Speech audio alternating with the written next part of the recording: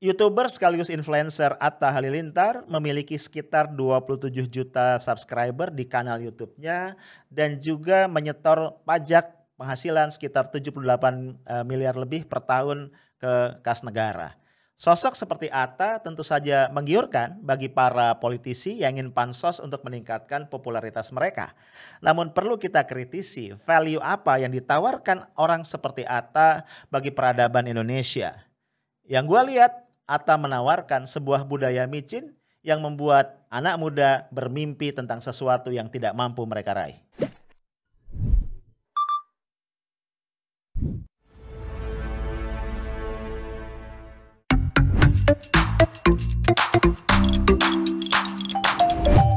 Halo guys, ketemu lagi kita Kamis 8 April 2021. Dikit lagi udah weekend ya.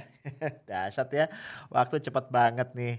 Kita nongkrong di lunch break ya, tempat kita santai sejenak sambil menikmati makan siang nih. Tentunya buat lu yang hari ini lagi nggak puasa. Ya karena biasanya nih kalau mendekati Ramadan ya mendekati puasa itu banyak di antara kita yang latihan dulu ya. Ya biasalah ya udah lama kita nggak puasa gitu ya. Mungkin kita pengen latihan dulu supaya pas masuk satu Ramadan kita udah benar-benar siap ya. Oke bro, karena ini siang ya. Biasanya lu agak-agak ngantuk ya. Gua nggak mau ngajak ngomong yang serius-serius deh ya. Gua akan kembali ngomong tentang Atta Halilintar ya. Nggak, gini, gue ngelihat ya kan pasca pernikahannya kemarin dengan Aurel Hermansyah ya, pernikahan yang cukup heboh karena dihadiri oleh Presiden Jokowi dan Menhan juga Ketua MPR Bamsud ya. Itu kemudian Atta Halilintar ini mengunggah sekian banyak nih video pernikahannya. Bahkan ada satu video ya yang bercerita tentang malam pertamanya dia.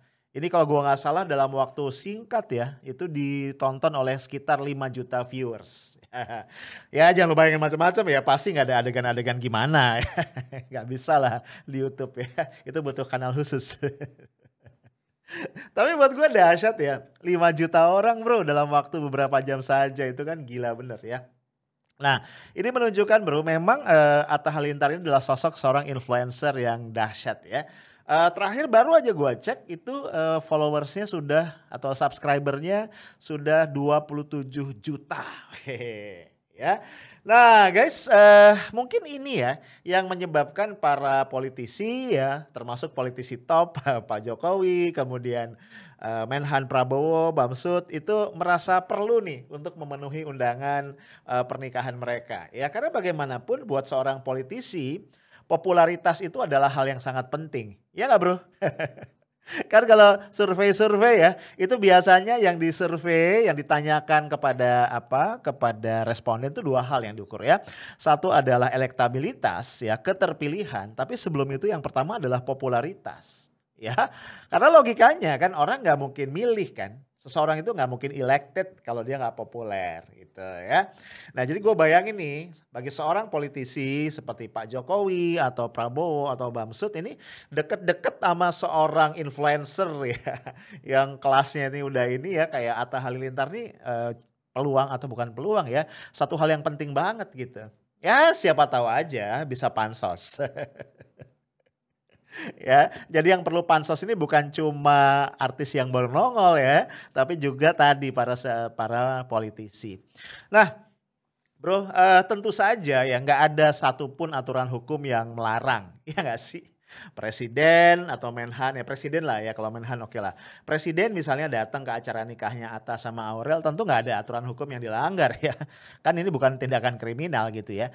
Cuma gue jadi pengen menilik dari sisi yang lain ya. Misalnya gini ya, seorang presiden itu kan dia pergi kemanapun ya, jalan-jalan makanya ke pasar deh, ke pasar gitu ya. Itu kan pasti akan dikawal ya, kan nggak bisa sembarangan ya. Bahkan dia harus ada tuh ya tim advance-nya beberapa jam atau mungkin beberapa puluh jam sebelumnya, ngecek keamanan, mensterilisasi dan lain-lain. Gua pernah lihat ya di satu video ini waktu Barack Obama masih jadi presiden Amerika ya. Jadi dia lagi meeting nih ya sama staff-staffnya gitu ya di Oval Oval Office ya kalau gua nggak salah namanya, nama ruangannya dia itu. Dia lagi meeting di situ, nggak tahu kenapa tiba-tiba dia punya ide aja tek gitu. Yuk kita makan McD di perempatan gitu. Jadi rupanya keluar dari White House itu ada perempatan, di situ ada McD gitu. Itu langsung loh ya pengawal-pengawalnya itu belingsatan ya, ada yang lari gitu kan. Dan di video itu dilihatin mereka langsung mensterilisasi jalan ke situ ya kan. Terus ngecek di dalam McD-nya kayak apa. Nah, jadi gue bayangin guys, ketika Presiden Jokowi memutuskan ya untuk hadir di pernikahannya Atta Aurel di Hotel Raffles, itu mungkin 36 jam ya atau bahkan 48 jam sebelumnya, Intel, ya Pas Pampres, polisi itu udah ngecek tuh semuanya. Udah disterilisasi tuh ya. Gedung pertemuannya, jalan ke situ, segala macam, rutenya, kalau ada keadaan darurat lewat mana, itu semua udah dipetain. Itu loh bro. Nah sampai hari hanya gitu ya, itu pasti pengamanan teramat sangat ketat. Apalagi ya kita nggak boleh lupa sebelumnya hal-hal yang berkaitan dengan isu terorisme itu mulai terangkat kembali kan. Setelah bom di Katedral Makassar, kemudian penyusupan ke Mabes Polri gitu kan ya, yang oleh beberapa media diberitakan sangat lebay. Penyerangan, tembak menembak gitu kan. Jadi gue bayangin nih situasi itu akan meningkatkan kewaspadaan dari orang-orang yang mengawal Pak Jokowi. Nah poin gue begini ya, itu semua tuh ya, pengawalan, intelijen, Pas Pampres ya semua itu kan didanai sama negara, ya gak sih? APBN kan, bener gak? Pajak rakyat kan, ya gak sih? Ya mungkin gue salah, gak juga sih kayaknya, ya gak mungkin dari duit pribadinya Pak Jokowi kan. Nah disitulah menurut gua ada isu kepantasan, ada isu etika publik ya. Apakah seorang pejabat publik itu pantas ya untuk didanai oleh negara ketika dia melakukan sesuatu yang sebenarnya nggak ada urusannya dengan kepentingan negara, nggak ada urusannya dengan kepentingan publik gitu loh. Nah ini yang menjadi isu di situ. Kalau misalnya Pak Jokowi katakan pergi ke satu daerah ya, misalnya ke NTT lah, karena NTT kan sedang dilanda banjir bandang yang dahsyat misalnya gitu ya. Atau Pak Jokowi meninjau kilang Balongan yang meledak sehingga kemudian ada ratusan orang yang harus mengungsi misalnya. Atau ke daerah-daerah bencana lainnya. Itu make sense buat kita. Itu adalah hal yang berkaitan dengan kepentingan rakyat banyak ya.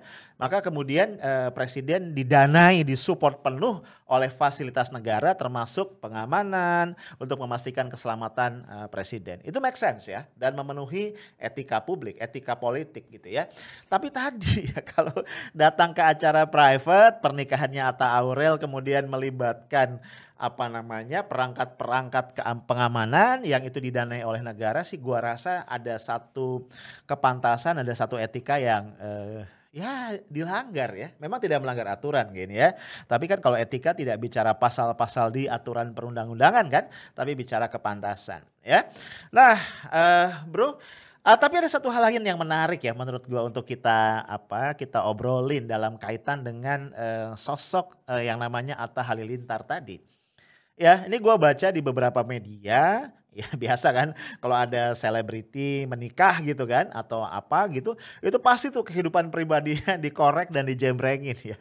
Gua nggak tahu ya, bisa jadi sebenarnya si selebritinya juga yang mensuplai informasi ya. Ya karena buat dia kan ini adalah manfaat tambahan lah ya sehingga popularitasnya meningkat. Ya, yang satu yang gua baca adalah menyangkut pajak. Atta Halilintar ini kan kategorinya adalah pekerja seni. Dan berdasarkan peraturan perpajakan yang ada, ketika seorang pekerja seni itu bekerja di bawah satu manajemen tertentu, maka yang berlaku aturannya adalah PPh pasal 23, ya, pajak penghasilan pasal 23. Tapi seperti Atta yang bekerja sendiri ya, tidak di bawah manajemen tertentu, maka berlaku pajak penghasilan atau PPh pasal 21. Nah, guys, ini menarik nih ya. Kan penghitungan PPh itu memang agak complicated ya, karena aturannya tarifnya berlaku secara progresif ya. Jadi kalau lu punya penghasilan itu akan dikurangi dulu dengan PTKP, penghasilan tidak kena pajak, yang besarnya kalau gua nggak salah itu adalah 54 juta per tahun ya. Jadi dikurangin itu dulu, nah sisanya akan dikenakan dengan pajak progresif ya. Sekian sampai sekian, pajaknya berapa persen, terus begitu ya sampai ke atas ya. Gua nggak mau jelasin detailnya ya, karena ini bukan tutorial ngitung pajak ya. Nah, Dari informasi yang gue baca di beberapa media, mungkin juga lu tahu ya, pajak yang dibayarkan oleh Atta Halilintar itu kira-kira ya, yang disetor ke kas negara itu kira-kira 78 miliar lebih per tahun gitu. Nah, jadi kan orang bertanya-tanya, gila banget ya, pajaknya aja tuh 78 miliar lebih. Kira-kira penghasilannya dia berapa? Ya kan? Ini ada satu media ya, lo lihat ya. Ini yang coba ngitung gitu loh ya, mencoba memprediksi. Tentu nggak pas-pas banget, tapi menurut gua setelah gua lihat formulanya kayaknya lumayan deket ya, lumayan mendekati. Itu kira-kira penghasilan Atta adalah 268 miliar per tahun. Hehehe, dahsyat ya. Ini jauh di atas rata-rata rakyat Indonesia. Ya lu bayangin aja ya sebagai komparasi ya bro ya. Eh eh, Pendapatan per kapita rata-rata masyarakat kita itu sekitar 3.900 US dollar. Ya, itu pendapatan per kapita per tahun ya 3.900 US dollar. Jauh banget ya. Ya lu kaliin aja 14.000 ya itu berapa. Nah, guys, kemudian juga lu jangan lupa angka kemiskinan ya. Jadi garis kemiskinan bukan angka kemiskinan. Di Indonesia itu diterapkan adalah $1 per orang per hari. Ya, jadi kalau pendapatan lu sedikit aja di atas $1 per hari itu lu udah gak dikategorikan miskin. Kalau $1 per hari berarti kan $30 per bulan ya. Dikalikan 12 itu berarti sekitar $360 per tahun. Ya, itu lu udah gak dianggap miskin tuh. Jauh banget bro, sama 268 miliar ya. Angka yang sungguh-sungguh fantastis. Guys, gue ingin menyoroti hal ini dari sisi etis, ya dari sisi kepantasan. Maksud gue tuh begini, ya. Seorang YouTuber, ya karena gue juga ini kan punya kanal YouTube ya. Lu tahu ya seorang YouTuber itu hidup dari apa sih ya? Dari iklan lah ya, atau dari segala sesuatu yang berkaitan dengan kanal YouTube-nya. Ya, jadi gampangnya semakin banyak orang yang nonton, semakin banyak orang yang subscribe gitu ya, maka itu akan meningkatkan penghasilan si YouTuber yang bersangkutan. Ya, jadi karena Atta ini adalah tadi seorang YouTuber top ya, ya katanya yang subscribernya paling banyak di Asia Tenggara, maka berarti penghasilan terbesar dia ya dari situ. Oke, nah yuk kita lihat apa yang menjadi konten dari seorang Atta Halilintar. Nah kalau kita lihat menurut gue ini konten-konten ya yang ringan ya, yang crunchy. Kalau makanan itu bukan makanan yang bergizi ya. Gue ibaratkan kayak keripik ya, ciki-cikian gitu ya, atau es krim lah. Sesuatu yang ringan, enteng, yang tidak bikin orang berkerut kening, orang nggak butuh mikir, dan kemudian enjoy. Dan mungkin to some extent melupakan kesulitan-kesulitan hidup yang mereka hadapi, merupakan realita. Ya kan? Ya kalau kita kulik isinya di situ ada Atta ngeprank orang. Ya nggak sih? Kemudian ada Atta memamerkan kehidupannya sehari-hari yang bergelimang dengan kemewahan, ya kan? Atau Atta memamerkan mungkin mobil-mobilnya yang mahal gitu ya. I don't know. Karena gua nggak mengikuti banget ya, 1-2 kali doang gua nonton. Itu isinya ya. Intinya gue ingin bilang bahwa apa yang dipamerkan Atta di dalam channelnya ya, di kontennya itu adalah hal-hal yang mungkin tidak relate sebenarnya dengan kehidupan sebagian besar subscribernya yang 26,5 juta atau 27 juta itu. Iya gak sih? Dengan bahasa yang paling gampang, sebenarnya yang dijual oleh Atta kebanyakan adalah mimpi. Sesuatu yang tidak real ya, sesuatu yang merupakan imajinasi dari kebanyakan orang yang kemudian tidak mampu meraih imajinasi itu. Ah, dan lu tahu ya, bermimpi hal-hal yang manis itu memang enak. Ya persis lah kayak anak kecil ya yang kemudian dikasih es krim, dikasih gula-gula itu pasti akan nagih. Ya atau dalam bentuk yang lebih mengerikan ya, ketika orang sudah edik dengan narkotik gitu kan ya, itu pasti minta lagi, minta lagi.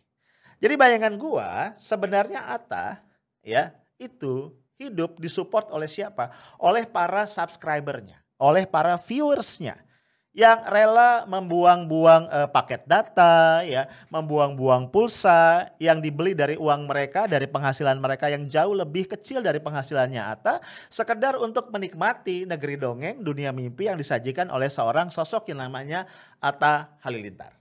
Ya, bisa jadi secara subjektif mereka ini para viewer, para subscriber merasa dapat manfaat, gitu ya. Ada tanda kutip values di situ. Values apa? Values ini yang kita sebut sebagai vanity, ya. Gue agak susah ya, gue coba cari di kamus apa konsep atau kata dalam bahasa Indonesia yang bisa menerjemahkan vanity. Ternyata nggak ada. Kalau mau dipaksain ya, vanity ini kira-kira yang paling dekat maknanya adalah kefanaan. Ya, sesuatu yang tidak punya value ya, sesuatu yang enteng, sesuatu yang ringan, sesuatu yang empty, sesuatu yang meaningless. Itu yang disebut sebagai vanity. Ya tadi kalau makanan ya ciki-cikian yang gurih yang pakai micin. Kira-kira begitu. Nah, Bro, memang kemudian kalau kita lihat sebagian besar dari subscriber dan juga viewersnya Atta ini adalah anak-anak remaja, anak-anak muda ya, generasi Z lah, kira-kira begitu. Jadi lu bayangin ya, anak-anak ini mungkin sebagian besar itu masih minta duit sama orang tuanya buat beli pulsa, dan kemudian pulsa itu digunakan untuk membeli mimpi yang tidak bisa mereka nikmati sehari-hari. Ya. Nah, padahal kalau kita kontraskan dengan nilai-nilai yang harusnya dihidupkan dalam kehidupan nyata, ini banyak banget kontradiksinya. Misalnya tadi ya, salah satu kontennya Atta itu adalah ngeprank. Ya, ngeprank itu kalau dalam bahasa sehari-hari adalah ngebully, ya nggak sih? Pertanyaannya adalah apakah kita ingin mengajarkan kepada anak-anak kita yang masih sekolah, generasi muda bahwa ngeprank itu adalah sesuatu yang baik? Enggak kan? Ya banyak orang yang jadi korban di prank itu kan nggak enak gitu ya. Yang ngeprank mungkin seru ya, yang jadi korban kan agak-agak konyol. Ya atau misalnya tadi pameran kekayaan. Ya, apakah kita ingin agar anak-anak kita itu punya nilai-nilai konsumtivisme? Ya, bukan konsumerisme ya, tapi konsumtivisme. Hidup itu adalah berkonsumsi, menikmati ya segala sesuatu dalam jangka pendek. Apakah itu nilai-nilai yang kita mau sampaikan kepada anak-anak kita? Nilai-nilai pamer kekayaan ya dan seterusnya. Gua rasa sih enggak ya. Gue yakin para orang tua sebenarnya ingin mewariskan nilai-nilai yang lebih nobel, nilai-nilai yang lebih agung, nilai-nilai yang lebih tinggi kepada anak-anaknya, kepada cucunya, kepada generasi penerusnya. Nah, disinilah sebenarnya gue tadi kembali ya mengangkat atau mengaitkannya dengan isu-isu etika, ya isu-isu etis, kepantasan di ruang publik, ya. Apakah seorang Atta Halilintar itu melanggar hukum? Tentu tidak. Tapi kemudian pertanyaannya, apakah seorang Atta Halilintar atau para YouTuber yang sejenis dengan dia, ini kita biarkan ya untuk kemudian menjadi lebih kaya ya di atas melorotnya nilai-nilai sosial dari masyarakat kita. Nah, ini yang harus kita pertanyakan ya sebenarnya. Nah, guys, gue ingin menarik ini lebih luas lagi. Kembali ke pernikahannya Atta Halilintar ya. Tadi kan pernikahan ini dihadiri oleh para pejabat tinggi ya. Bahkan yang tertinggi ya. Pak Jokowi, Menhan sama Ketua MPR. Poin gue adalah apa pentingnya kembali ya. Apa urgensinya, apa value-nya seorang presiden. Seorang kepala negara yang merupakan simbol tertinggi dari negara kita. Yang harusnya menjadi standar moral, standar etis dari masyarakat kita hadir di acara seperti ini. Pernikahan dari seseorang yang bukan tokoh publik yang sudah memberikan value yang baik kepada masyarakat, tapi tokoh publik yang hidup dari menyodorkan kepada masyarakat sesuatu yang tergolong sebagai vanity tadi. Kekosongan, kekeringan nilai gitu kan, sesuatu yang meaningless, sesuatu yang hampa, sesuatu yang cheap. That's the questions, ya. Buat apa atau nilai-nilai apa yang ingin diusung oleh Pak Jokowi ketika kemudian hadir di sana dan bahkan mengambil peran yang penting sebagai seorang saksi, katakan begitu. Nah, guys, mungkin bagi sebagian dari lu isu yang gua omongin nggak penting, tapi buat gua ya bernegara itu salah satunya adalah membangun peradaban. Ya, salah satu misi bernegara itu adalah membangun peradaban. Ya, apalagi itu ada di dalam preambel, di dalam pembukaan konstitusi kita. Tujuan bernegara itu adalah selain melindungi segenap bangsa Indonesia dan sutradara darah Indonesia, memajukan kesejahteraan umum, ada poin mencerdaskan kehidupan bangsa. Sekali lagi gue ulang ya, mencerdaskan kehidupan bangsa. So, my point adalah yuk kita merenung dengan jujur. Ya, proses pencerdasan seperti apa yang diberikan oleh seorang Atta Halilintar terhadap rakyat Indonesia. Terutama adalah generasi muda yang selama ini menjadi subscriber dan penonton setianya. Nah, gue pengen pengen meng-highlight sedikit lagi ya. Kalau kita bicara dari sisi pandang teori sosiologi, itu ada teori-teori postmodernisme ya yang mengusung salah satunya adalah Baudrillard. Dia mengangkat satu konsep yang namanya hyper reality. Ya, hyper reality itu ada satu realitas, kemudian di atasnya ditutupi oleh realitas semu, kira-kira begitu.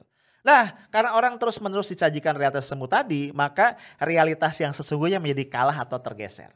Nah, Baudrillard ketika membuat atau merumuskan teori ini belum ada medsos ya, belum masuk dunia digital. Bayangan dia, hyper reality itu masih menunggangi media-media seperti televisi. Ya, mungkin Baudrillard tidak ngebayangin bahwa kemudian di dunia digital teori dia itu menjadi sangat relevan dan ini yang terjadi hari ini. Ya. Akhirnya generasi muda kita itu tadi larut ya dalam konten-konten seperti yang diproduce oleh Atta dan mereka akhirnya menjadi apa? Generasi yang tidak peduli bahwa negara ini sudah punya hutang hampir mendekati 7.000 triliun. Dan itu yang akan bayar adalah anak-anak muda seperti mereka.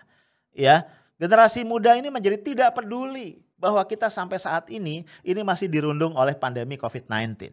Ya, bahwa kemiskinan itu begitu parah di luar sana. Bahwa ada orang-orang yang kemudian berjuang untuk makan. Bahwa ada orang-orang yang kemudian sedang diperlakukan secara tidak adil oleh sistem hukum kita. Ya, ada terduga koruptor yang namanya Samsul Nur Salim baru saja dilepaskan oleh KPK. Ya, nah yang kayak gitu loh bro ya. Ada kemudian korupsi bansos di Kemensos yang sampai hari ini nggak jelas juntrungannya kayak apa misalnya. Nah, generasi seperti itulah yang kemudian terbentuk. So akhirnya gue sampai pada satu perenungan begitu. Ya. Dalam bentuk yang berbeda, dalam bentuk yang jauh lebih halus, lebih sophisticated, lebih elit dan tidak melanggar hukum ya. Substance dari kehadiran seorang Atta Halilintar sebenarnya ya, ini pendapat subjektif gua, ini nggak jauh berbeda ya dari peran atau bukan peran ya, kehadiran seorang bandar narkoba di tengah masyarakat. Ya. Yang menjual sesuatu yang itu melenakan masyarakat, merusak generasi tapi orang menikmatinya. Ya cuman bedanya kalau bandar narkoba menjual substance yang bertentangan dengan hukum sehingga kemudian dikejar-kejar oleh aparat. Sementara Atta Halilintar menjual mimpi yang itu tidak melanggar hukum apapun tapi tetap membuat generasi kita menjadi generasi micin.